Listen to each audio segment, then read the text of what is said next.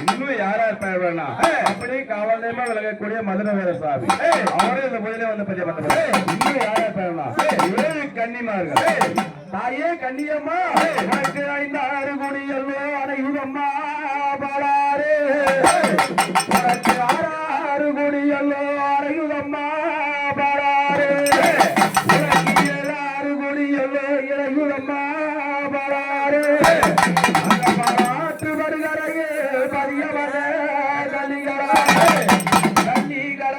கன்னி பெண்கள் நீராடி